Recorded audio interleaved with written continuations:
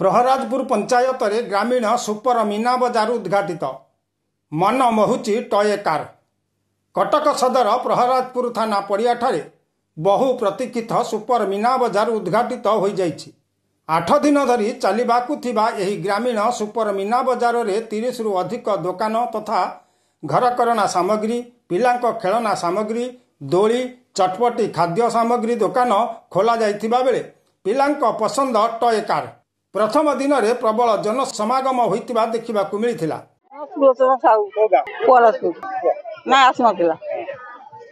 भल लगुच ना एठी पड़ ना अन्य जगह पड़े कि एठी पड़ सब भल भल जिन पड़ी छुआ खेलना खाद्य जिन सब पड़ी घर कला जिन सब पड़ी ये छुआ कंडे भी ने काच चूड़ी फुड़ी सब ने। रेशमा बेगम, हम लोग पैराजपुर के हैं। कैसे आए थे घूमने, हर एक साल भी होता आए थे, फिर इस साल भी आए घूम के जाएंगे और थोड़ा बच्चे सब जिद करे आए घूम के जाएंगे। सभी दुकान चूड़ी दुकान ये सब और बहुत अच्छा लगा।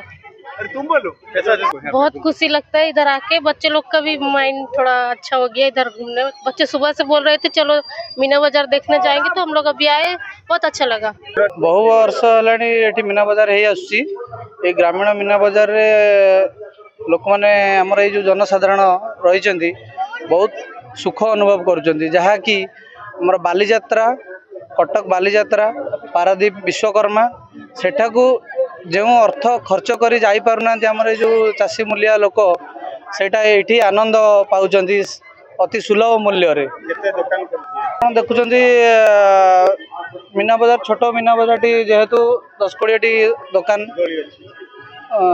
ड्रागन फागन ये सब पड़ी।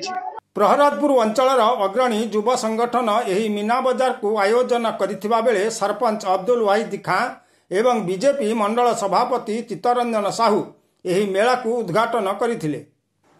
तेबे यही मेला परिचालन रे प्रमोद कुमार साहू, पवित्र कुमार प्रधान, मानस बेहेरा, एसके सामेन, तपन बेहेरा, अनिरुद्ध गोछायत, लिपुन दास, एसके रिलीज, राकेश गोछायत प्रमुख सहयोग करुछंती। चित्तरंजन साहू किशन मंडल सभापति बीजेपी।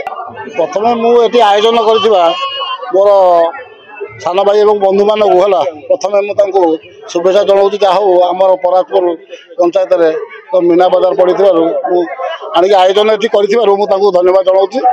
एटा मीना बाजार हवा द्वारा लोकंर भितर भाईचारा गोटे सृष्टि हम एवं आमर गाँव में जो माँ मैंने रही बाहर जा कि मार्केटिंग कर किणवा एत सहज नुहे।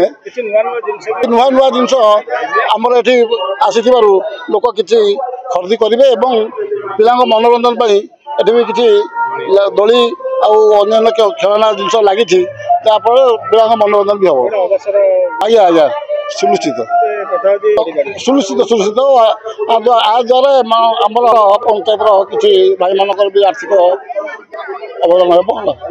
प्रहराजपुर ग्राम पंचायत सरपंच निश्चित भाव आम पंचायत आज मीना बाजार आरंभ है जहाँकि आमर आगुरी प्रति वर्ष पालित हुए। यह आम ग्राम अंचल बहुत खुशीर विषय जो आमर अलग बाजार लगे यात्रा महोत्सव हुए।